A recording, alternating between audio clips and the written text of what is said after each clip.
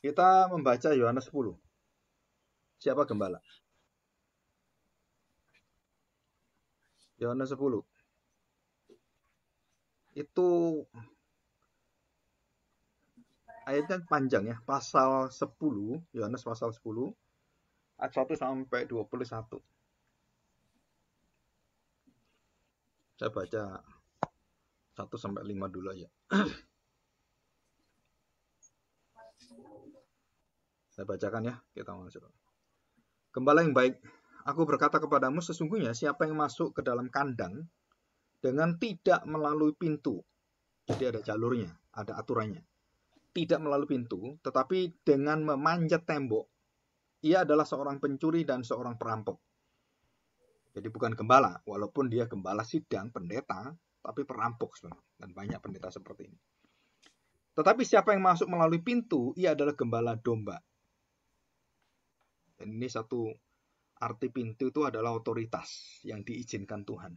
Yang bisa masuk keluar tergantung pada panggilan Tuhan. Ini berkaitan dengan panggilan. Pintu itu merupakan satu pintu bisa masuk dan bisa keluar. 3. Untuk dia, penjaga membuka pintu dan domba-domba mendengarkan suaranya, dan ia memanggil domba-dombanya masing-masing menurut namanya, dan menuntunnya keluar. Jadi ini ciri khas gembala. Penjaganya membuka pintu. Nah, dia waktu masuk, maka semua dombanya mendengar suaranya. Dan ia memanggil domba-dombanya masing-masing menurut nama-namanya. Jadi banyak gereja yang domba-dombanya tuh maunya sendiri, nggak dengar gembala sidangnya. Atau gembala sidangnya ngoceh-ngoceh sendiri, domba-dombanya nggak mau taat, sama aja. Nah, kemudian menuntunnya keluar. 4. Jika semua dombanya telah dibawanya keluar, nah setelah keluar ya, ia berjalan di depan mereka dan domba-domba itu mengikuti dia karena mereka mengenal suaranya. Jadi ada 2 kali, mengenal suara, mengenal suara, mengenal suara. Mengikuti, mengikuti, mengikuti. Jadi mendengar, mengenal, mengikuti. 5. Tetapi seorang asing pasti tidak mereka ikuti. Malah mereka lari daripadanya karena suara orang-orang asing itu tidak mereka kenal. Nah, ini arti suara itu apa? Dengarkanlah hai Israel, dengarkanlah hai Israel. Berkali-kali Tuhan mengatakan, hai dengarkanlah Israel. Tapi orang Israel nggak mau dengar. Domba-dombanya tidak mau dengar. Nabinya datang mengatakan Tuhan akan marah, Tuhan akan menghukum engkau. Mereka nggak mau dengar. Domba-domba Israel tidak mau dengar. Akhirnya Tuhan buang mereka. Nah, apakah ini juga termasuk gembala yang tidak dihiraukan oleh bangsa Israel? Berarti bukan gembala, padahal gembalanya Tuhan sendiri. Nah, kita akan belajar ini ya. Nah, ayat yang ke-7. Maka kata Yesus sekali lagi, aku berkata kepadamu sesungguhnya akulah pintu ke domba-domba itu. Nah, dijelaskan kan? Akulah pintunya. I'm the way, the truth, and the life. Akulah jalan kebenaran dan kehidupan. Akulah pintunya. Pintu surgawi. Pintu yang bisa orang masuk keluar dan yang dipimpin dan dipilih, dipanggil oleh Tuhan. Ya. Oke. Semua orang yang datang sebelum aku, perhatikan ya, mendahului aku sebelum aku, adalah pencuri dan perampok. Dan domba-domba itu tidak mendengarkan mereka. Dijelaskan sekali lagi, akulah pintu yang ketiga kali. Barang siapa masuk melalui aku, ia akan selamat dan ia akan masuk dan keluar. Perhatikan, masuk dan keluar, menemukan padang rumput. Bedanya dengan pencuri apa? Pencuri datang hanya untuk mencuri, membunuh, dan membinasakan. Aku datang supaya mereka mempunyai hidup, dan mempunyai hidup itu dalam kelimpahan. Dikatakan dalam segala kelimpahan. Baru setelah itu Tuhan Yesus mengatakan kalimat ini. Akulah gembala yang baik. Ya.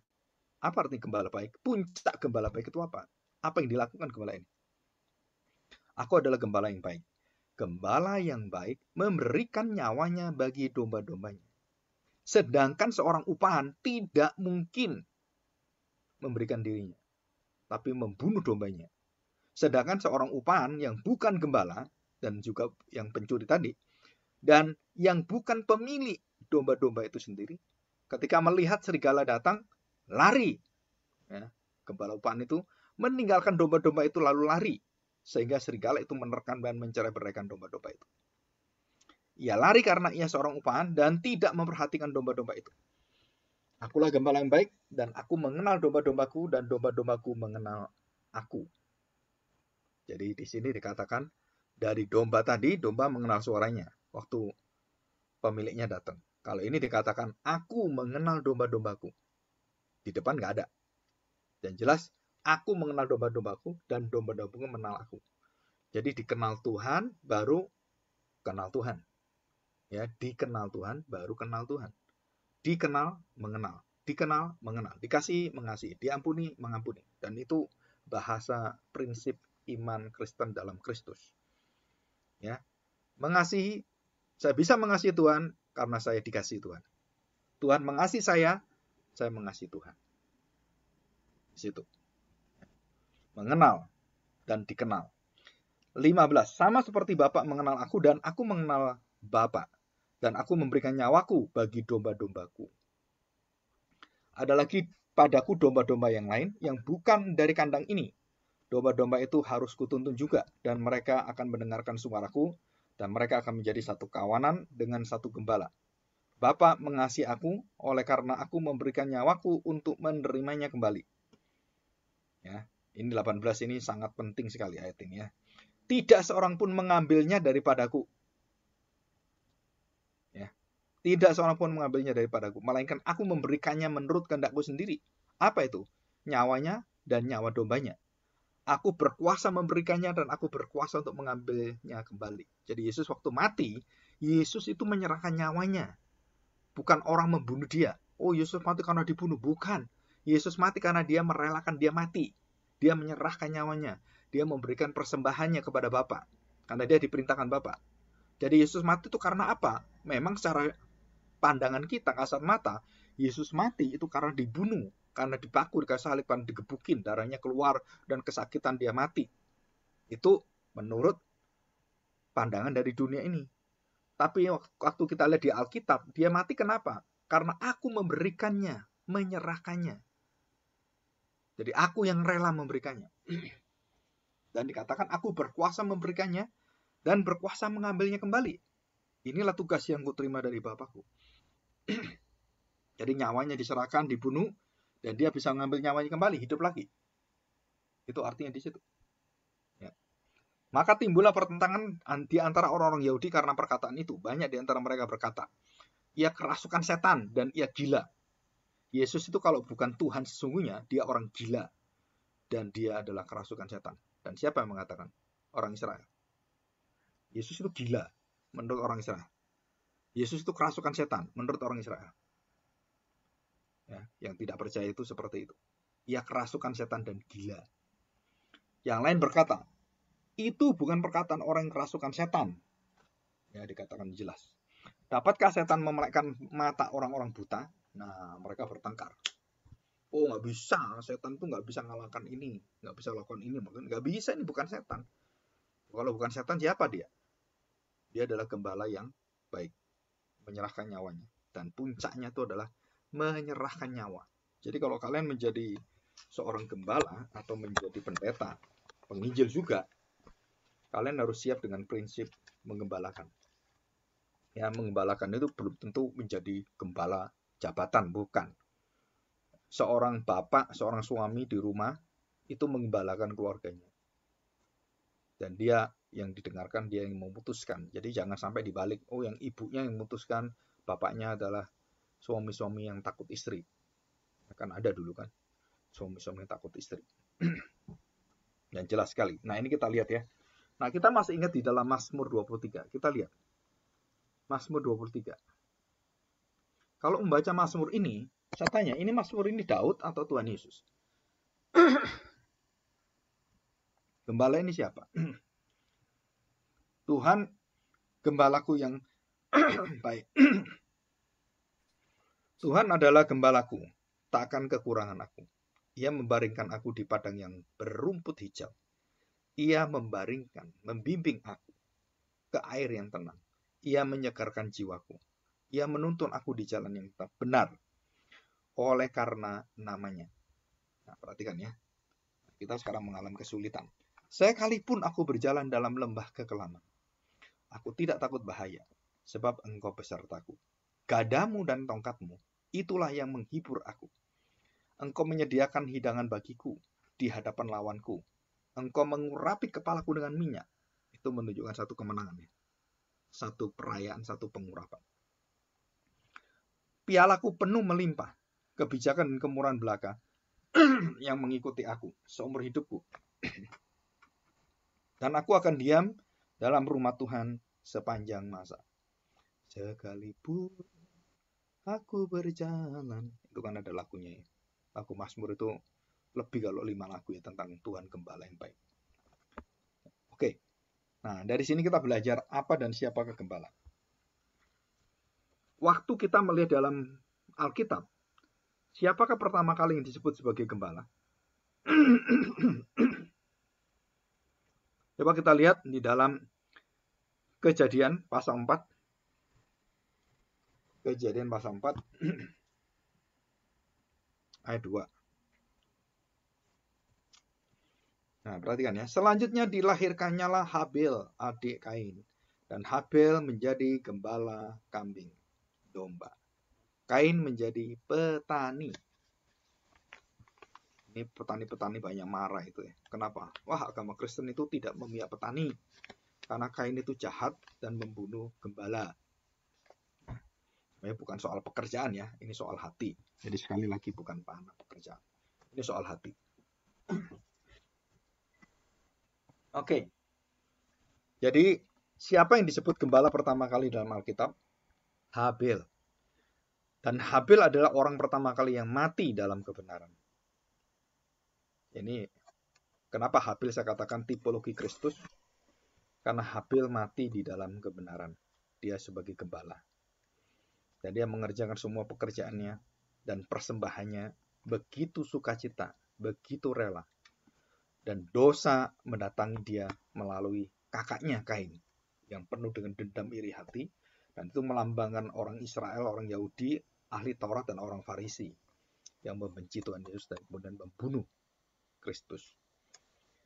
Nah, saudara perhatikan baik-baik Kejadian pasal 4 ayat yang kedua. Nah, setelah itu siapa yang jadi gembala lagi? Kita lihat pasal 13.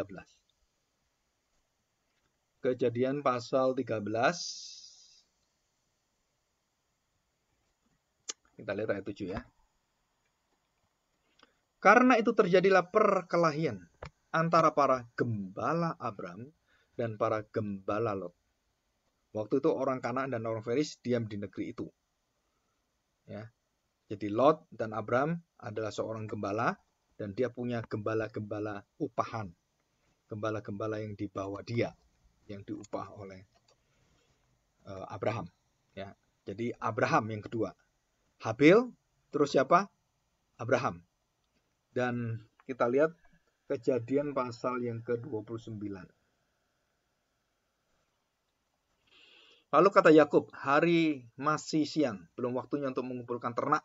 Berilah minum kambing dombamu itu, kemudian pergilah menggembalakannya lagi. Tetapi jawab kami tidak dapat melakukan itu selama segala kumpulan binatang itu belum berkumpul. Barulah batu itu digulingkan dari mulut sumur dan kami memberi minum kambing domba kami. Dan dikatakan di situ adalah Rahel dan Yakub. Jadi siapa setelah Abraham adalah gembala, anak-anaknya gembala semua, Yakub dan Ishak. Yang walaupun Ishak tidak disebutkan di sana, tapi otomatis mereka berkaitan dengan peternakan. Dan selanjutnya Musa, Daud, Amos dan lain-lain, termasuk terakhir Tuhan Yesus. Ya. Oke, nah kita lihat sekarang. Kita perhatikan di dalam Yohanes pasal yang ke-10, ciri-ciri seorang gembala itu. Gembala yang baik, perhatikan, ya. Yang pertama adalah pintu. Jadi pintu. Artinya otoritas, izin, dan wewenang. Wibawa. Dari siapa? Dari Tuhan. Nah, saya berikan ilustrasi yang sangat mudah. Ada seorang yang bekerja di mana ini? Tentara atau kepolisian atau dokter. Waktu dia tidak memakai baju dokter, baju polisi, atau baju tentara, dia adalah orang yang biasa. Sama-sama dengan kita. Makan di warung ya makan, gitu kan. Tetapi waktu dia memakai baju polisi atau baju dokter yang putih dengan stetoskop itu, atau seperti tentara angkatan darat atau polisi, kan beda bajunya, ya. Atau juga sebagai kepala negara, presiden. Nah, saya tanya sekarang, waktu seseorang berada di tengah-tengah perempatan jalan, orang yang biasa ngatur, polisi cepean, sekarang gopean, Jakarta cecing, Rp1.000. Waktu dia tidak memakai seragam dan tidak mendapatkan wewenang dari siapapun, dia ngatur jalan. Nah, waktu dia ngatur jalan, orang kan mau, terus dia dibayar. Jadi orang itu mau bukan karena wewenang, orang itu mengatur, bukan, tapi karena ditolong. Ditolong dan dia dapat upah, selesai. Jadi boleh dikatakan polisi upahan. Ya, polisi cepean itu namanya polisi upahan. Nah, kalau dia polisi sesungguhnya, maka dia berada di perempatan itu tidak seperti anak-anak ini yang berada di perempatan ngatur-ngatur jalan kalau macet, kalau apa gitu kan, bantu-bantu itu. Dan dia mendapatkan upah. Tapi polisi, kita nggak kasih upah. Bedanya di situ. Dan kita lebih hormat dengan polisi daripada hormat dengan polisi cepean. Kalau kita mau nyebrang ada polisi kan, hormat nggak kita? Kita malah lebih sering merendahkan mereka. Kenapa? Ah, dasar pengemis, gitu kan? Seringkali kita ngomong gitu, ah ini orang ada kerjaan. Tapi kalau polisi ngatur tempat itu, kita nggak bisa ngomong, ini nggak ada kerjaan. Gila kamu. Wah, kamu kalau itu bisa ditangkap, kamu bisa ditempeleng kamu. Nah, kenapa? Karena polisi itu membawa nama, membawa otoritas. Jadi dia memang orang seperti kita, biasa. Tapi dia dipilih oleh negara, dipilih oleh badan pemerintah, dipilih oleh kepolisian, dipilih oleh angkatan darat, ya Kasat, atau dipilih oleh TNI gitu kan. Maka dia waktu menjadi orang yang memakai seragam TNI, maka dia bukan lagi orang yang mementingkan diri sendiri. Dia sedang menjabat sesuatu yang untuk orang lain. Membantu dalam posisi dia sebagai polisi, jadi dokter, jadi apapun. Jadi baju yang dipakai oleh dokter itu menyatakan bahwa dia berhak, wewenang, menentukan, menolong kita, dan apa yang dikatakan dia, kita turut. Karena dia dokter. Itu namanya otoritas wibawa. Ya, haknya. Nah, di situ. Jadi gembala itu yang terbaik dan terpenting, yang betul-betul yang harus kita perhatikan adalah ini. Saudara. Kalau seseorang tidak mendapatkan wewenang dari Allah, ataupun tidak mendapat atau mendapat. Jadi kita tidak bisa melihat reaksi orang-orang yang ada di bawahnya. Karena itu harus diuji semua. Ada pendeta yang sesat, mengajar ke akar-karuan, itu jemaatnya itu bisa ratusan ribu. Bahkan jutaan yang terakhir saya dengar. Padahal dia pendeta palsu. Tidak pernah ngomong soal Kristus, soal Injil, soal penderitaan, soal hidup dalam kebangkitan, dalam dosa, kemenangan. Itu nggak pernah ngomong dia. Dia ngomongnya menjadi manusia yang lebih baik. Manusia yang bisa punya banyak hal, menjadi orang yang diberkati, dan semuanya nggak ada berkaitan dengan Kristus sama sekali. Walaupun mereka mengatakan ini gereja, tapi itu gereja setan. Ya, gereja setan bukan berarti ada patung setannya, ada setannya di sana, enggak.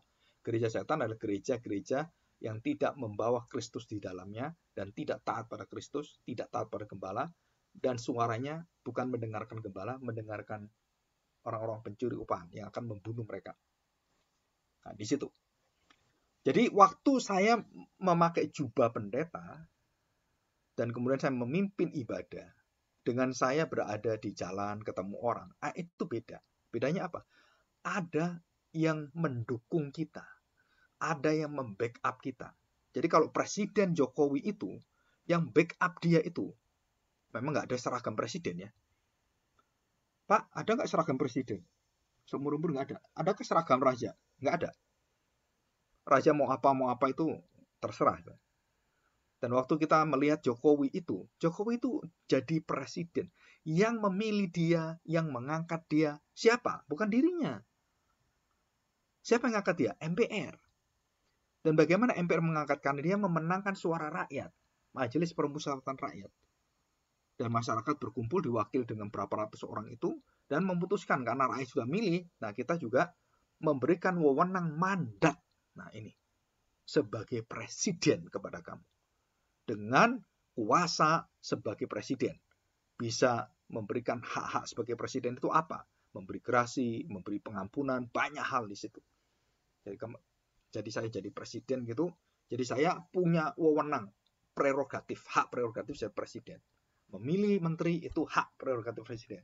Memilih wakil itu hak presiden. Dan itu semua kalau wakil itu harus disahkan oleh MPR ya. Menteri sampai di bawahnya. Orang-orang di situ yang artinya itu bahwa dia mempunyai wewenang otoritas. Dan wewenang dia dari wewenang rakyat, MPR. Yang memilih, rakyat itu memilih Jokowi menjadi presiden dan wakilnya adalah Yusuf Kala. Nah, kita melihat di sini, jadi kalau presiden itu tidak di istana dan dia kemudian tidak menjabat jadi presiden, maka dia sama dengan kita. Sama saja. Sama-sama orang berdosa. Sama-sama orang rakyat biasa.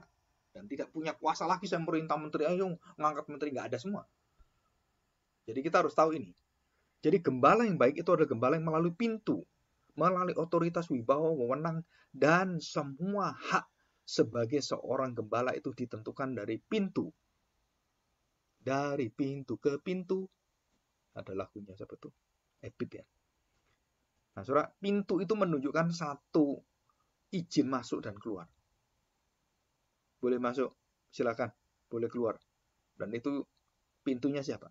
Adalah Kristus. Aku adalah pintu. Dan jelas dia ngomong seperti itu. Kenapa dia mengatakan aku adalah pintu? Ya karena dia adalah jalannya. Karena dia pemiliknya. Dia yang memiliki segala-galanya. Mulai dari semua kandangnya, semua segalanya itu milik daripada Tuhan sendiri. Katakan di situ. Ya, aku adalah pintu. Jadi pintu itu sudah jelas ya. Jadi pintu itu adalah satu wewenang, satu kesepakatan, dan orang-orang yang dipanggil oleh Tuhan menjadi gembala itu punya wewenang, punya kuasa, punya hak. Jadi kayak punya power gitu. Dia masuk, silakan masuk.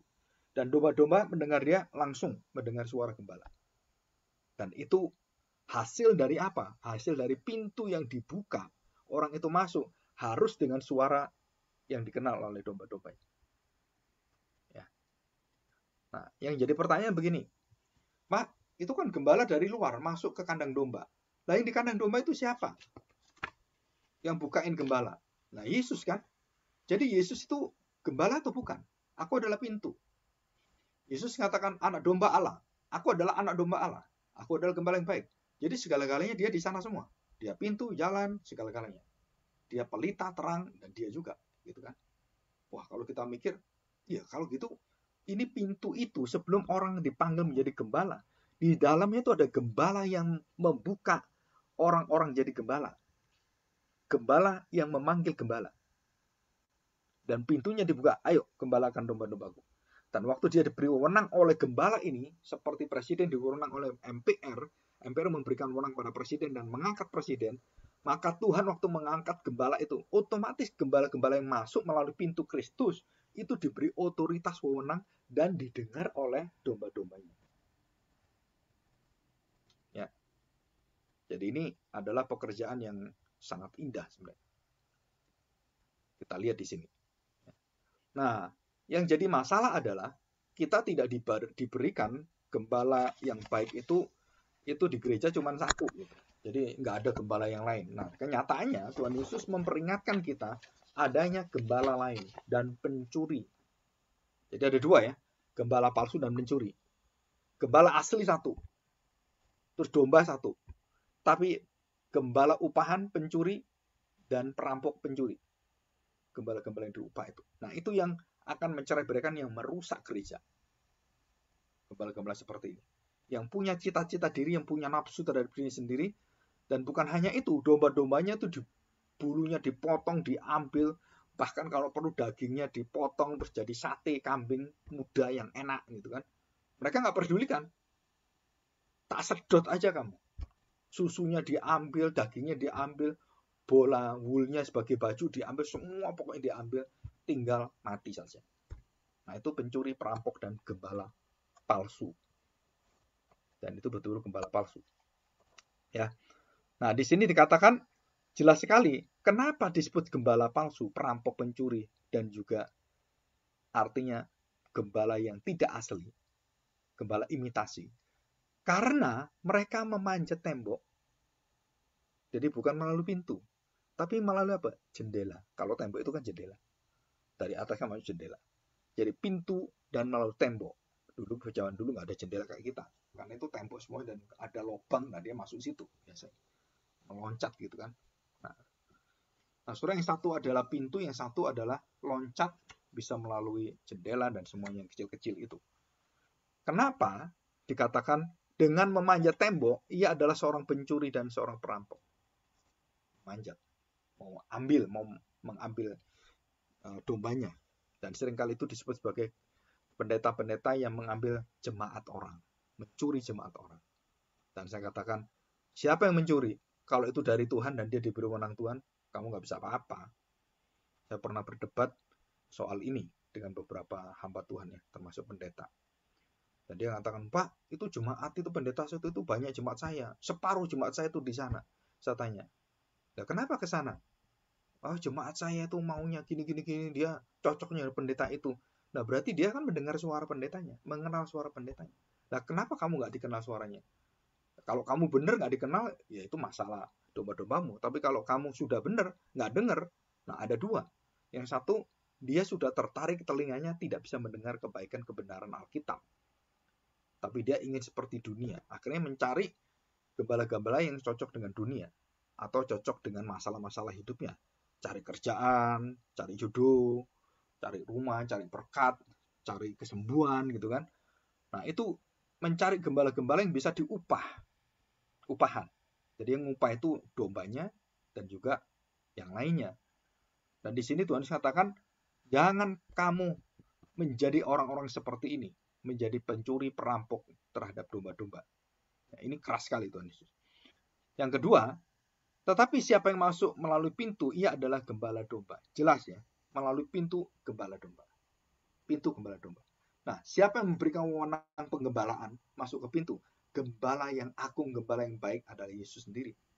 Jadi dia memilih gembala-gembala itu, para rasul, para hamba Tuhan, nabi-nabi dan semuanya. Silakan. Nah, waktu orang itu masuk dan dengan wewenang dari Tuhan, mereka mendengar suara Tuhan dan mereka taat tunduk.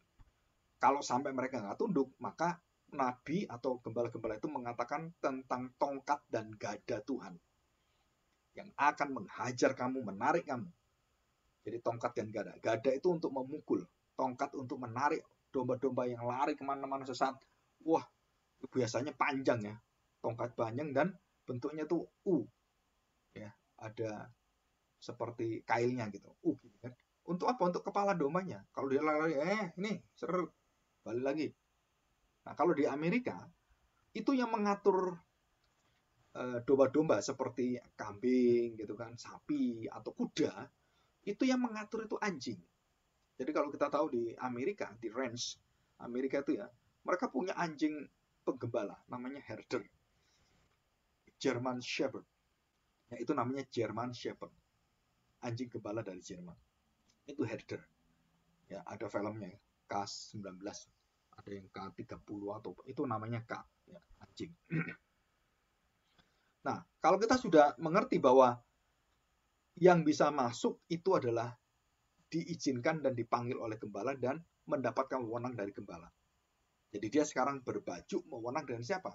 Dari Kristus Yesus, dia adalah gembala. Jadi saya ini semuanya jadi gembala. Jadi yang mengangkat saya kan Tuhan melalui gereja. Gereja bukan gembala. Gereja bukan gembala. Tapi gembala adalah Tuhan. Nah, orang-orang yang akan dipanggil oleh Tuhan dan dijadikan gembala, nah itulah yang harus didengar. Kalau sudah nggak mau dengar gembala, itu artinya gereja itu melawan Tuhan. Yang benar ya. Kalau gembala nggak benar dan gereja itu kemudian melawan gembalanya, berarti jemaatnya yang benar, tahu kebenaran, pendetanya nggak benar. Itu bukan bergantung pada pendetanya, jabatannya, atau pada dombanya, tetapi pada kebenaran yang memimpin mereka. Aku adalah kebenaran. jalan kebenaran. Jadi Kristus adalah domba Allah, anak domba Allah. Dia adalah singa Yehuda, dia gembala yang baik, dan juga dia sendirilah yang menggembalakan domba-domba. Dan dia memberikan contoh dia menjadi domba. Ya. Dia adalah anak domba Allah dan dia singa dari Yehuda. Bayangkan, dua karakter gembala yang hebat sekali. Yang satu itu dan yang satu, domba dan singa. Wah, itu perlawanan luar biasa. Tetapi di dalam Kristus itu berdamai, tidak berperang. Dan itulah karakter Kristus yang begitu agung, seorang pendamai gembala. Ya. Oke, kita lanjutkan.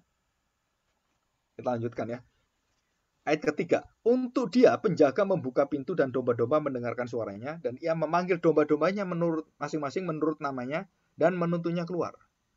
Jadi tadi ini kan di dalam satu suasana belum ada gembala-gembala datang menggembalakan mereka.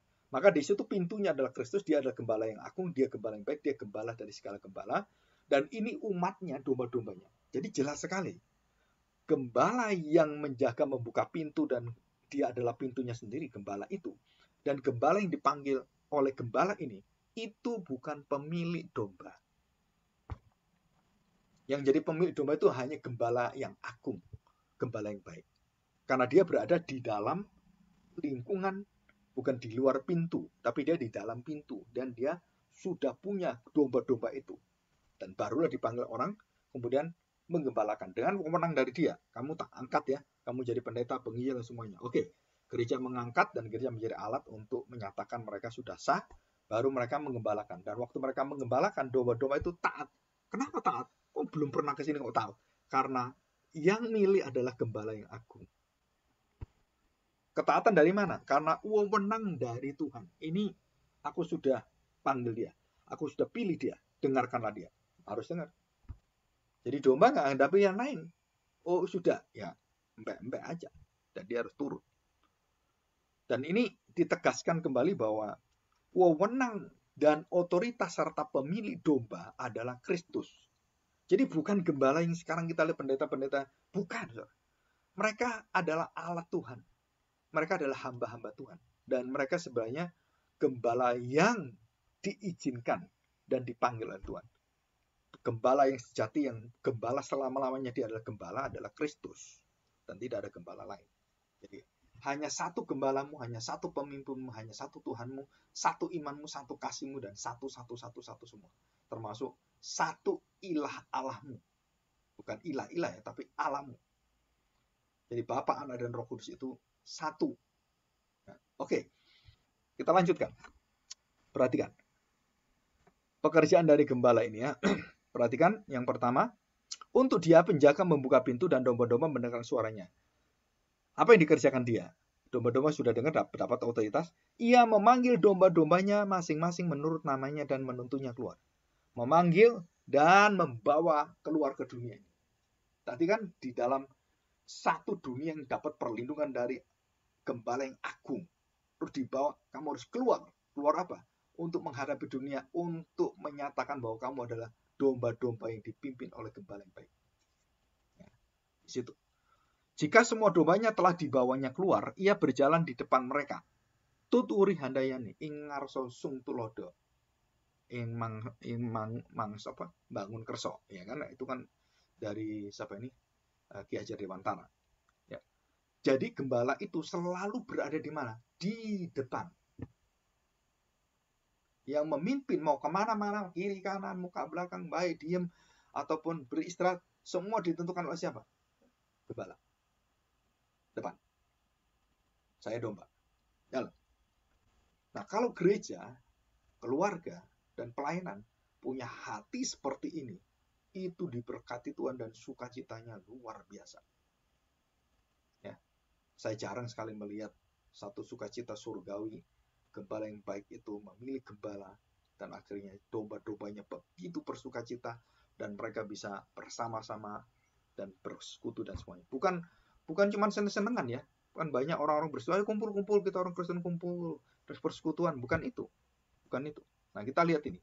Jadi gembala itu berada di depan. Dia menantang semua masalah di depan. Dia yang menjadi bumpernya. menjadi tamengnya dari domba-domba. Ini adalah satu wujud dari apa? Dari pekerjaan gembala yang agung itu. Kamu harus mengembalakan dan kamu harus di depan. Berada di depan. Gembala mengikuti. Jadi nggak terbalik. Domba dulu berjalan, terus gembalanya di belakang. Itu Yakub waktu ketemu Esau itu kurang ajar ya. Mengapa kurang ajar? Karena dia membawa dulu barang-barang ternaknya dan semua harta bendanya. Supaya Esau itu bisa ditipu atau bisa diakali oleh dia. Dengan kekayaan yang luar biasa itu. Nah, Yakub di mana? Yakub berada di belakang sendiri. Dengan istri dan anaknya. Dan itu pun istri anaknya di depan lagi. Dia paling belakang. Menunjukkan apa? Yakub itu sangat takut dengan kemarahan Esau. Dan Esau sudah berjanji akan membunuh Yakub. Ya, kita ingat ini. Jadi Yakub bawa domba-domba itu banyak sekali. Dan dia taruh di depan. Dan yang paling lucu adalah itu ada sungai. Ya, ada sungai. Dan semua pegawainya itu suruh di depan dulu. Jadi kalau ada apa-apa dia bisa lari. Karena ada sungainya kan. Dan masih dia bisa lari jauh. Menyelamatkan diri. Apa yang terjadi dengan gembala seperti ini? Tuhan akhirnya bertemu dengan Yakub dan bergumul dengan Yakub. Wah, nggak tahu berapa sampai pagi. Jadi Yakub itu MMA, ya kan, pegulat pertama di Alkitab. Kalau ada MMA itu harus lihat Yakub. Wah, nggak bisa nggak bisa berhenti. Kenapa? Karena Yakub memegang malaikat Tuhan itu dan meminta berkat janji. Dan disitulah Tuhan memberkati. Bagaimana Tuhan memberkati Yakub? Tuhan melepaskan pangkal pahanya. Dia sedang ketakutan ini kan, supaya dia bisa lari dengan pangkal pahanya. Oh, dia lari. Tapi Tuhan membuat dia nggak bisa jalan normal. Nggak mungkin juga bisa lari. Dan dipelecok, diputus, lepas. Siapa yang melepas? Malaikat Allah. Waduh, kok kejam. Yakub nggak bisa lari dan ketemu Esau. Wah, dia gini-gini, maka dia pakai akal kan, supaya ini di depannya semua barang-barangnya, harta kekayaannya, itu kemudian pegawai-pegawainya, kemudian keluarganya, anaknya, istrinya, baru dia di belakang. Wah, itu jauh sekali supaya dia bisa lari. Jadi hati Yakub itu begitu takutnya dengan kondisi yang ada. Dan apakah Tuhan menolong dia? Enggak, malah Tuhan membuat dia tidak bisa jalan. Maksudnya apa? Supaya Yakub yang adalah gembala tidak meninggalkan semua gembala, termasuk keluarganya. Dan dia harus berani menghadap Esau.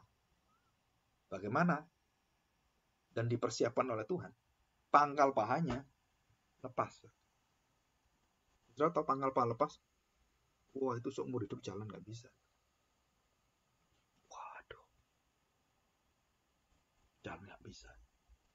Jadi waktu Yakub punya anak Dina, Yakub itu nggak bisa jalan kemana-mana. Sangat susah sekali. Jadi Dina akhirnya tidak terkontrol dan diperkosa Pangeran Sikem. Kita masih ingat itu.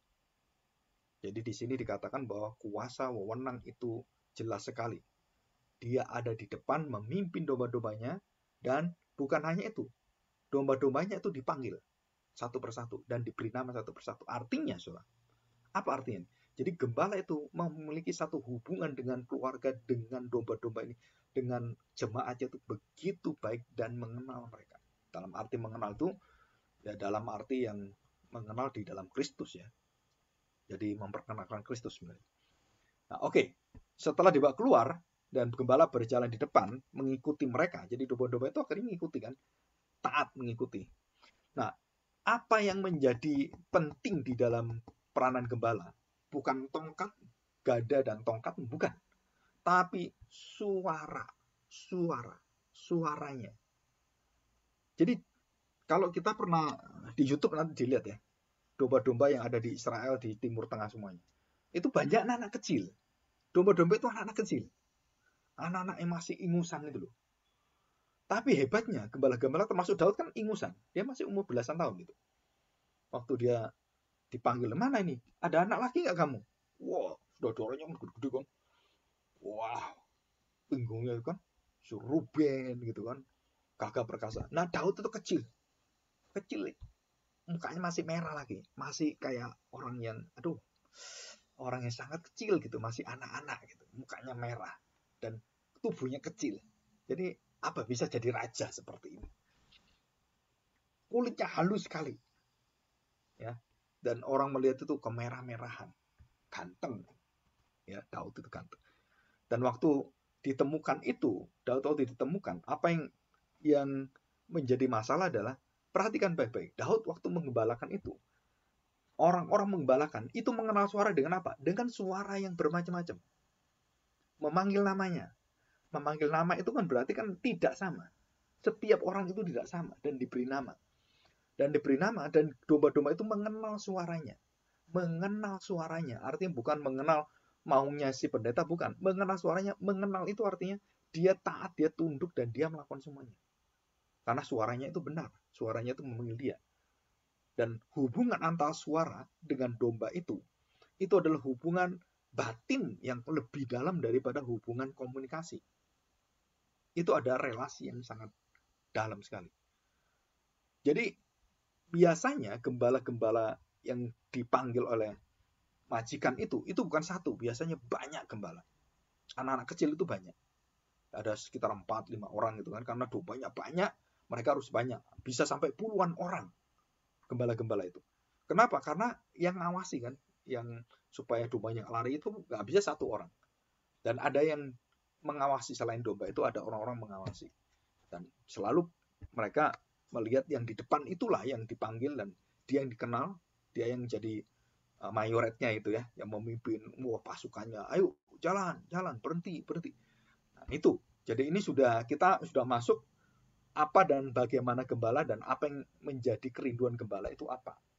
Saudara, itu kita harus tahu. Jadi mulai dari otoritas, mengenal suaranya, terus kemudian dia memimpin di depan, dan dia memanggil gembala-gembala dengan suara yang dikenal oleh domba-dombanya itu. Ya, di situ. Nah, perhatikan baik-baik. Ayat yang kelima. Tetapi seorang asing pasti tidak mereka ikuti, malah mereka lari daripadanya, karena suara orang-orang asing tidak mereka kenal. Jadi harusnya kita adalah gembala kalau sudah mendengar suara Kristus adalah gembala yang baik. Dan hidup kita berpusat pada Kristus, iman kita berpusat pada Dia, kasih kita terwujud genap di dalam Dia, dan pengharapan kita, penantian kita juga berada pada Dia. Maka, saudara, tidak mungkin domba-domba itu meninggalkan gembalanya. Jadi gembalanya juga tidak mungkin meninggalkan domba-dombanya. Jadi kedua kesatuan itu nggak bisa dilepaskan. Nah, sedangkan orang asing, ada suara-suara asing, domba-domba itu walaupun dia makan, walaupun apapun, suara itu langsung diseleksi. Pendengar seleksi. Oh, ini bukan gembala saya. Nah, artinya apa? Mulai dari pengajarannya, pola hidupnya, kerendahan hatinya, kesederhanaannya, dan semuanya itu langsung tahu.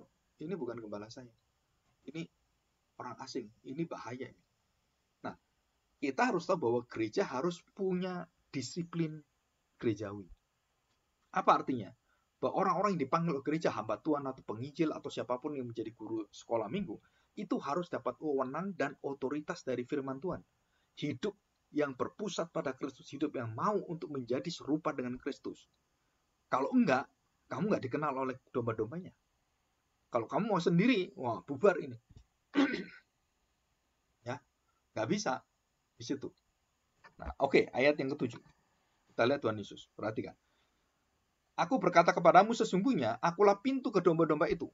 Dan Tuhan tegaskan, akulah pintu ke domba-domba itu. Bukan ke gembala ya, tapi ke domba-domba itu. Artinya gembala-gembala yang dipanggil Tuhan, yang menjadi gembala itu harus melalui dia pintunya. Ya. Semua orang yang datang sebelum aku adalah pencuri dan perampok, dan domba-domba itu tidak mendengarkan mereka. Jelas diulang oleh Tuhan. 9. Akulah pintu, barang siapa masuk melalui aku, ia akan selamat, dan ia akan masuk dan keluar menemukan padang rumput. Pencuri datang hanya untuk mencuri dan membunuh dan membinasakan. Aku datang supaya mereka punya hidup yang berkelimpahan. Berbuah, bukan hanya berbuah, tapi berbuah dengan limpah. Coba kita perhatikan baik-baik yang terjadi dengan Tuhan menolong manusia. Ya. Bedanya dengan kita nolong manusia. Masih ingat janda Sarfat? Miskin kan? Nggak punya apa-apa. Saudara, janda Sarfat, baik Elia maupun Elisa itu juga sama. Dapat janda-janda semua ya. Di Sidon juga itu. Saudara perhatikan. Waktu Elia meminta orang itu supaya membuat makanan terakhir yang akan membuat mereka akan mati itu. Kalau sudah habis makanannya.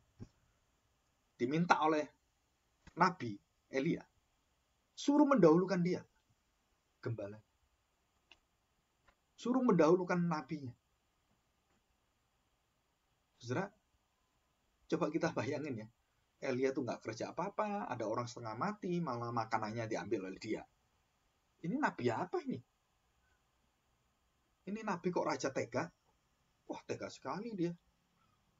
Kok bisa ada seorang hamba Tuhan begini? Wah, jangan gitu ah. Ini pendeta apa seperti ini? Nah, mereka bertanya seperti itu.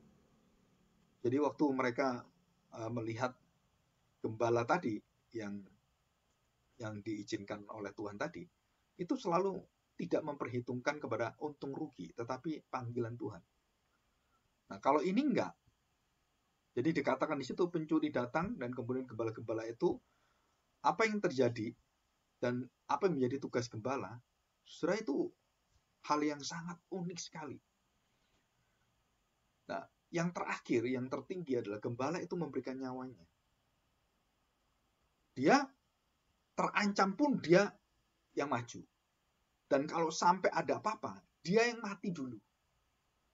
Jadi dombanya itu dilindungi dulu, disatukan dulu, baru dia menghadap singa atau serigala atau yang lain.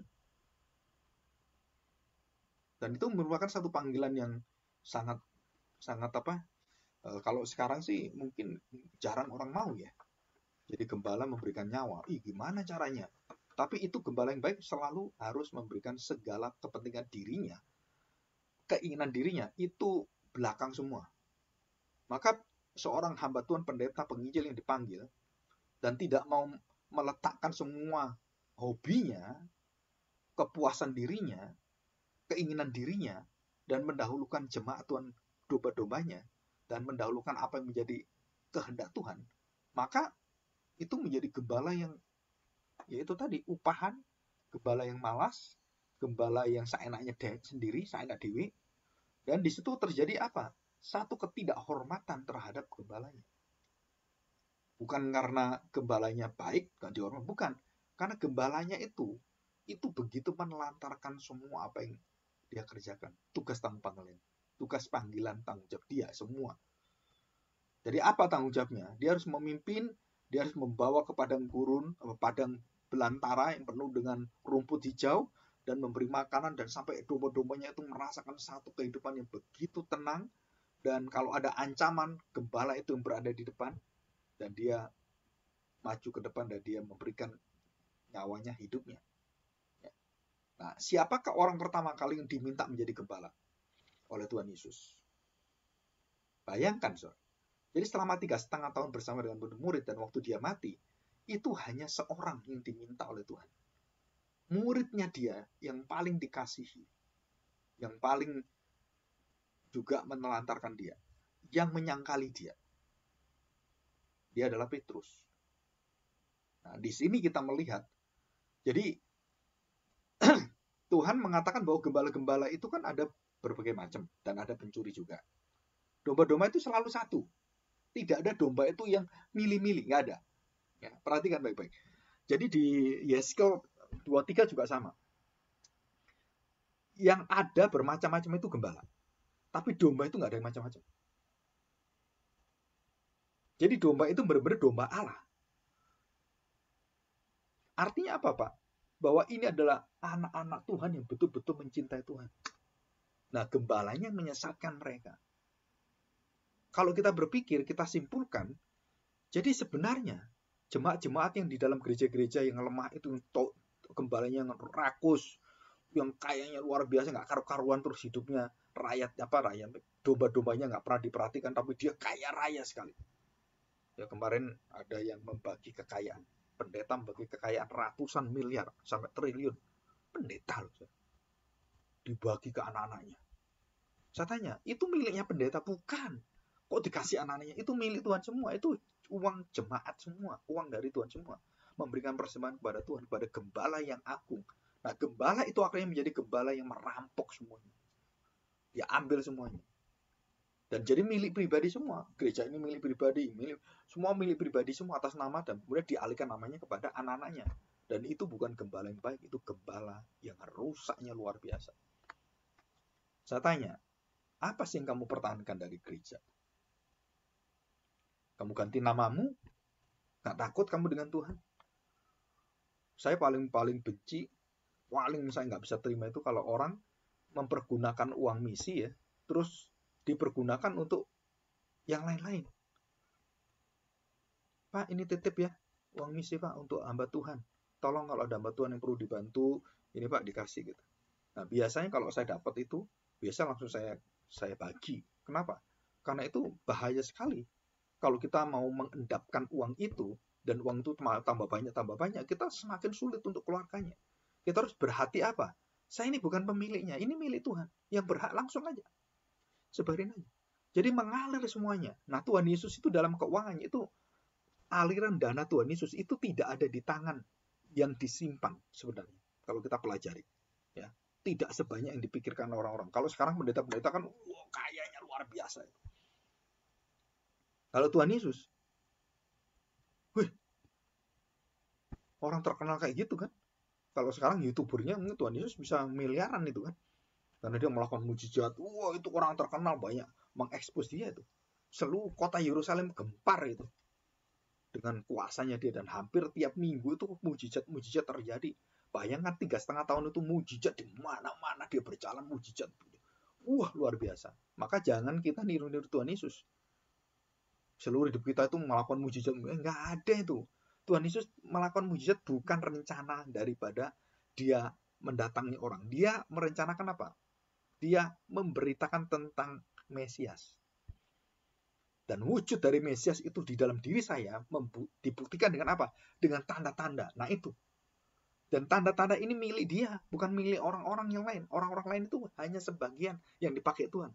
Tapi nggak ada orang menyamakan kekuatan kuasanya seperti Tuhan Yesus. Nggak ada. Tuhan Yesus tidak pernah menyembuhkan orang nggak sembuh. Tapi banyak pendeta menyembuhkan orang, banyak nggak sembuh.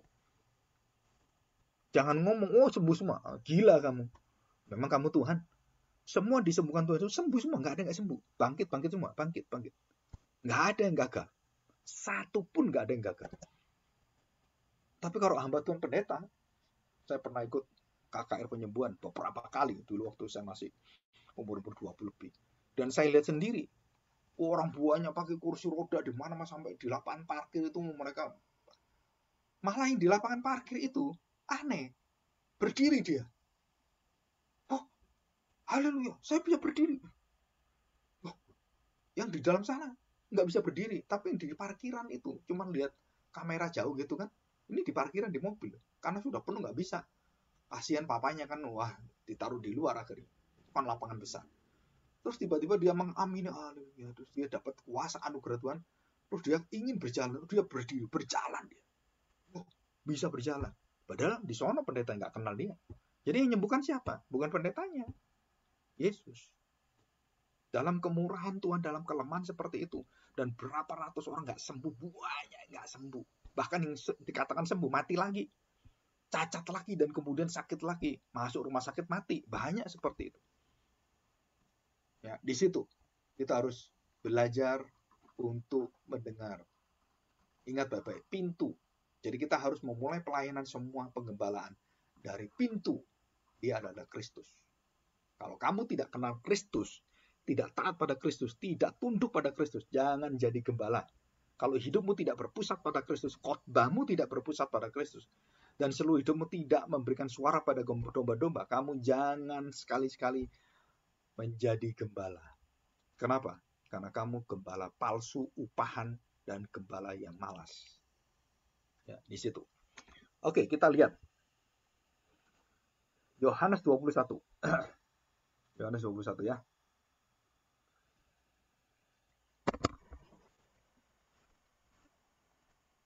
Yohanes 21, gembalakanlah domba-dombaku. Ayat 15 sampai 19.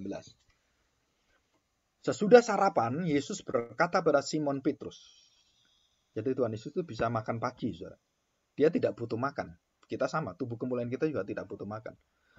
Ya, bisa tanpa makan pun bisa hidup. Tapi bisa makan juga dan tidak membuat kita kenyang seperti di dunia ini. Ya, karena sudah sempurna tubuhnya. Demikian. Yesus berkata pada Simon Petrus, Simon, ini satu sapaan dari orang asing. Simon itu yang pertama. Waktu Yesus bertemu pertama kali namanya Simon. Sekarang jadi Petrus, Simon Petrus. Simon, anak Yohanes. Bayangkan, saudara. Jadi ini seolah-olah sesuatu yang baru, dan inilah pintu itu memberikan wewenang kepada Petrus. Simon, anak Yohanes, ditanya, apakah engkau mengasihi aku? Titik. Ya Tuhan, semua aku mengasihi kamu. Aku ini cinta kamu. Gak sampai di situ Tuhan Yesus. Dan Tuhan mengatakan apa? Ini kalimat yang penting. Apakah engkau mengasihi aku lebih dari mereka ini? Jadi Tuhan Yesus memberikan satu perbandingan. Seorang gembala itu harus tahu diri di mana dia memberikan yang lebih kepada Tuhan. Bukan asal-asalan, bukan seenak diri, bukan malas-malasan, bukan. Apakah kamu melebihi dari mereka? Nah ini gembala. Gembala itu mengasihi lebih daripada mereka. Apa kamu mengasihi aku lebih dari mereka? Simon, anak Yohanes, apakah engkau mengasihi aku lebih daripada mereka? Jawabannya apa? Wah, malu dia. Baru saja saya menyangkali kamu. Waktu ayam berkokok, aku menyangkali kamu. 3 hari kemudian, Yesus bertemu dengan Simon dan berkata, mungkin bisa lebih dari 3 hari. Berapa hari kemudian gak ditulis. Dan waktu disapa oleh Tuhan Yesus, apakah engkau mengasihi aku? Wah, Tuhan, aku mengasihi kamu. Itu sedihnya luar biasa. Kenapa? Karena dia habis menyangkali Kristus. Dia tidak mengakui, bahkan dia berkata, sumpah mati aku tidak kenal dia. Jangankan mengasihi, kenal pun gak kenal. Coba bayangkan, gembala yang pertama kali diangkat oleh Tuhan Yesus, gembala yang mengkhianati Tuhan. Gembala yang menelantarkan Tuhan, gembala yang tidak mengerti dan tidak tahu diri, tidak tahu budi, tidak tahu terima kasih, tidak tahu segala-galanya. Itu Petrus. Tuhan mengatakan, mengasihi aku, benar nggak kamu? Mengasihi aku. Iya Tuhan mengasihi. Apakah kamu mengasihi aku lebih daripada mereka? Jawab Petrus kepadanya. Dan dia mengatakan kalimat, benar Tuhan. Benar Tuhan. Engkau tahu, engkau mengerti, engkau tahu, kau kenal saya, siapa saya. Bahwa aku mengasihi engkau. Dan dia tidak berani. Aku mengasihi engkau lebih dari mereka. Karena mereka tidak menyangkali Tuhan Yesus. Kecuali Yudas mengkhianati kan. Yudas mengkhianati. Petrus bertobat. Dan dikatakan, engkau tahu bahwa aku mengasihi engkau. Apakah lebih dari mereka? Enggak berani jawab dia. Petrus tidak berani jawab. Dia hanya mengatakan, aku mengasihi engkau. Dan itu dengan satu hati yang enggak tahu bagaimana perasaannya. Dan kedua kali, ya, Yesus menjawab, gembalakanlah domba-dombaku. Jadi bentuk kasih yang tertinggi dari seorang gembala itu adalah menggembalakan domba-dombanya. Kamu mengasihi Tuhan? Ya. Bentuk kasih kepada Tuhan yang tertinggi apa? Gembalakan domba-domba. Kasihlah domba-domba. Kasih kepada Tuhan, kasih kepada sesama. Domba-domba itu sesama kita. Ya. Kedua kali berkata, Simon anak Yohanes, apakah engkau mengasihi aku? Jawab Petrus kepadanya, benar Tuhan, engkau tahu bahwa aku mengasihi engkau. Dan sekali lagi Tuhan mengatakan yang kedua kali, gembalakanlah domba-dombaku. Kata Yesus kepadanya untuk ketiga kalinya, Simon anak Yohanes, apakah engkau mengasihi aku? Ya, dikatakan sini. Tadi kan lebih dari semua kan? Terus ditanya, ya udah nggak usah lebih dari semua. Apakah kamu mengasihi aku nggak? Jangan lebih dari mereka. Tuhan mengatakan kan, kalimat kedua kan gini, Tuhan Yesus mengatakan, Simon anak Yohanes, apakah engkau mengasihi aku lebih dari mereka? Enggak. Dia stop di sana. Apa kamu benar mengasihi aku? Gak usah lebih dari mereka. Mengasihi aku enggak? Wah, kalimat ini betul-betul sederhana tetapi membukakan satu kebenaran hubungan pribadi Kristus yang begitu mencintai Petrus. Dikatakan di sini, yang ketiga kalinya, apakah engkau mengasihi aku? Tanpa nama dan tanpa semuanya. Kata Yesus padanya ketiga kalinya, Simon anak Yohanes, apakah engkau mengasihi aku? Maka sedih hati Petrus karena Yesus berkata untuk ketiga kalinya, apakah engkau mengasihi aku? Dan ia berkata kepadanya, Tuhan, engkau tahu segala sesuatu. Segala sesuatu. Bahwa aku mengasihi engkau. Gembalakanlah domba-dombaku. Ya. Nah, ini terakhir ya. Kita masuk terakhir. Kita lihat sekarang. Apa sih yang dipertahankan oleh Tuhan Yesus? Orang-orang seperti Petrus, Yohanes, Yakobus yang penuh dengan kelemahan itu. Dan bagaimana hati gembala itu. Perhatikan, saudara. Petrus dan 11 rasul bersama dengan Petrus itu sudah melalui pintu gembala. Akulah pintu. Dan termasuk di dalamnya ada pendeta juga ini, gembala juga, yang namanya Yudas. Masuk pintu yang pertama. Tapi dia melakukan pekerjaan bukan sebagai pendeta yang didengarkan dombanya, tapi dia yang merampok.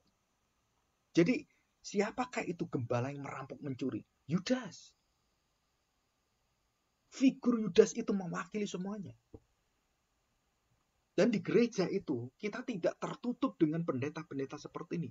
Yang berpusat pada dirinya, penghormatan diri, maunya diri. Dan kalau dia sudah tambah terkenal, dia tambah gila hormat. Gak dihormati sedikit, marah-marah dia. Kenapa kamu gak lihat saya? Saya waktu berjalan. Ada loh pendeta gitu. Saya pernah ketemu pendeta gitu. Berjalan gak dilihat jemaatnya. Marah dia. Diam kamu, sini. Anak muda, jangan kurang ajar kamu. Balik sana, jalan. Akhirnya balik. Jalan. Kenapa kamu gak lihat saya? Oh ya Pak, maaf Pak. Ya Pak. Nah, itu kan lebih baik. Wah, saya waktu melihat betul satu sisi hormat pada pendeta, tapi sisi yang lain, ini gila hormat ini pendeta ini. Kenapa? Karena dia mau tampil dibanggakan jemaatnya. Dia mau tampil diagungkan jemaatnya. Dia takut itu nggak dianggap jemaatnya. Wah, kita melihat kondisi seperti ini, kita ini jadi Yudas-Yudas rohani. Pendeta masuk neraka itu. Yudas masuk neraka. Bisa apa? Pendeta dia.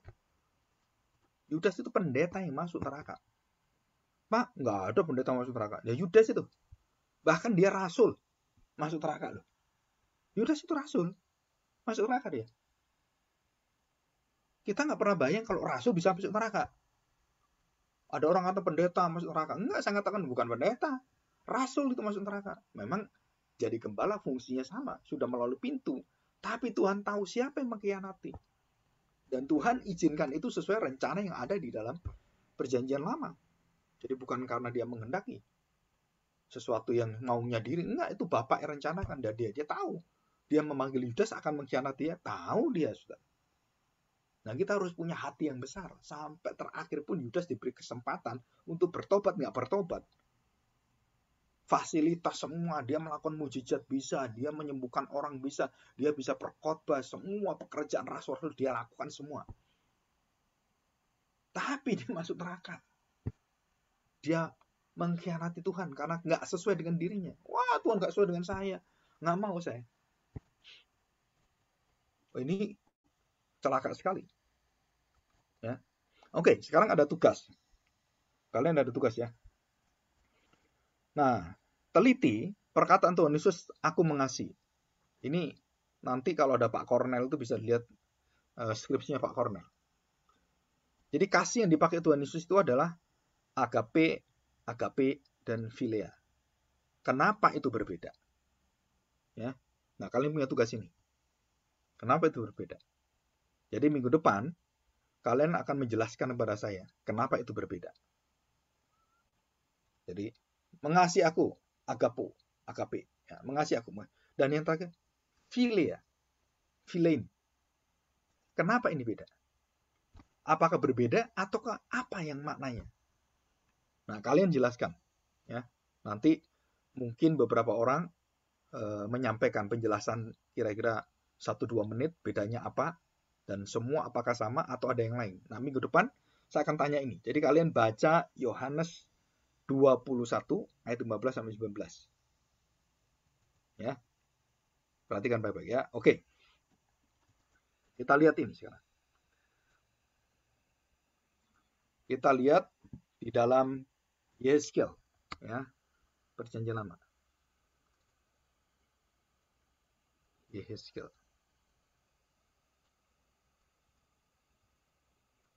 Sebentar saya cari. Saya nggak taruh di sini. Gembala. Yeskel 34 ya. Yeskel 34. Coba dibuka Yeskel 34. Tuhan, gembala Israel yang baik, melawan gembala-gembala yang jahat. Dan kita berjuang untuk ini. Kalian akan menjadi gembala. Saya harapkan kalian menjadi gembala yang baik. Jangan gembala yang menjual jemaat. Jangan gembala yang memeras jemaat. Jangan menjadi gembala yang maunya sendiri dan menjadi raja di tengah-tengah domba. Ya, itu bahaya sekali. Ya. Nah, perhatikan baik-baik. Ini satu pasal khusus dibahas oleh siapa? Oleh Yeskel. Jadi betapa rusaknya pekerjaan pendeta, gembala di gereja kalau dalam konteks sekarang, dan itu pada zaman masa prapembuangan. Itu rusaknya luar biasa. Ya, saya bacakan ya. Beberapa yang penting aja. Perhatikan. Ini kita harus hati-hati. Ini sebagai pelengkap. Tuhan, gembala Israel yang baik, melawan gembala-gembala yang jahat. Lalu datanglah firman Tuhan kepadaku.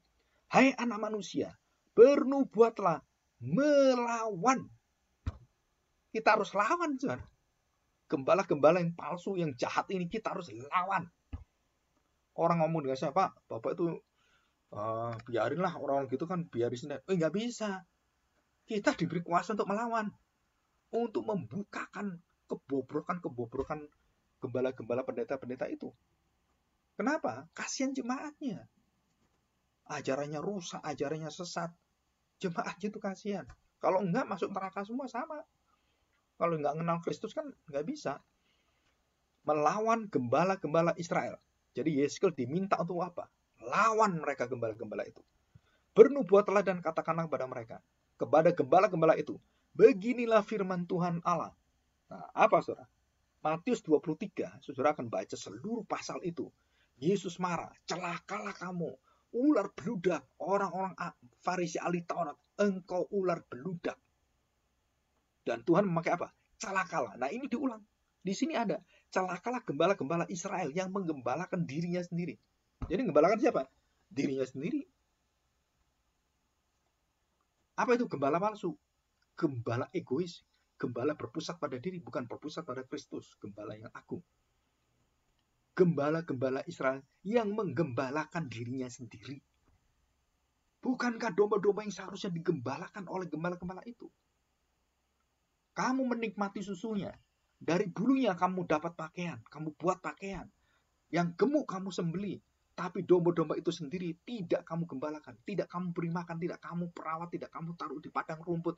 Kamu cuma ambil seenakmu sendiri. Kamu menikmati susunya. Bajunya, pakaiannya, dagingnya. Bahkan yang lemah, kamu biarin sampai mati.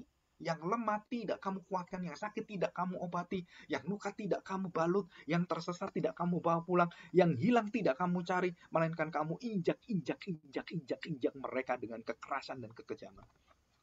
Dengan apa? Dengan firman Tuhan yang melawan Tuhan. Kamu akan menjadi kaya. Ayo persembahan yang kaya. Dompetmu ada berapa sekarang? Apakah kamu beri Tuhan dengan batas hatimu? Ada dompet berapa kamu? Coba lihat uangmu di dompet berapa. Mau beri Tuhan berapa? Oh ya, semua isi dompet tak kasih ya. Bahkan dompetnya pun dimasukkan ke kantong persembahan. Ada orang gila seperti itu. Ini Indonesia kan lagi, tokoh-tokoh agamanya lagi positive thinking, yang gila kan. Lagi mau diadili masuk penjara itu. menipu. Dan dikatakan di sini, ayat yang kelima, dengan demikian mereka berserak oleh karena gembala tidak ada. Nah, perhatikan, gembala tidak ada. Yang ada apa? Gembala-gembala bajingan itu. Gembala-gembala yang jahat sekali, gembala-gembala yang pemeras. Penghamil hasilnya, yang tidak tahu diri, nggak punya hati. Tidak memperhatikan jemaatnya, dombanya.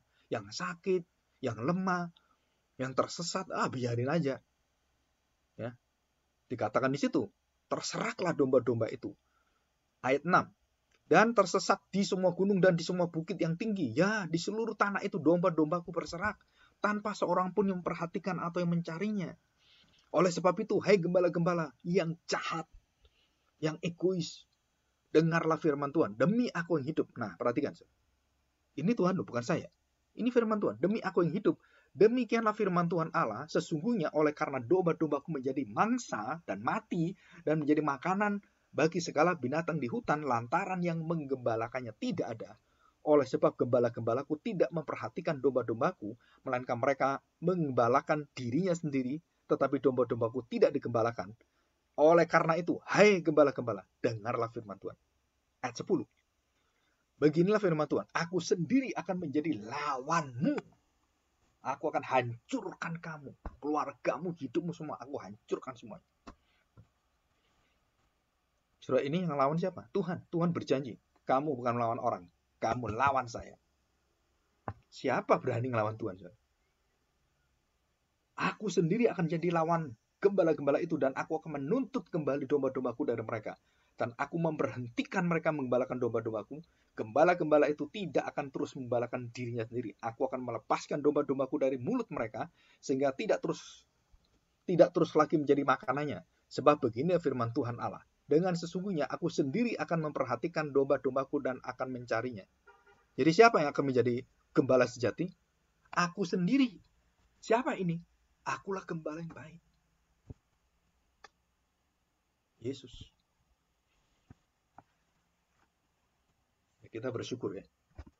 Dan saya harapkan pastoral teologi ini kita belajar hati Kristus, Sang Gembala. Hati pastor. Jadi jangan sekali-sekali kita masuk jadi gembala-gembala yang jahat itu. Tidak ada ampun. Karena Tuhan lawanmu. Jadi semua gembala-gembala yang mengajar tidak Kristus diajarkan dan tidak menggembalakan dan mengeruk kekayaan, semua keuntungan dari jemaatnya, memperkaya diri. Wah, saudara, itu lawannya adalah Tuhan sendiri. Dan jangan berharap pendetamu masuk surga. Pendetamu mengikuti Yudas masuk neraka. Ya. Oke. Saya pikir cukup sekian ya hari ini. Dan kita akan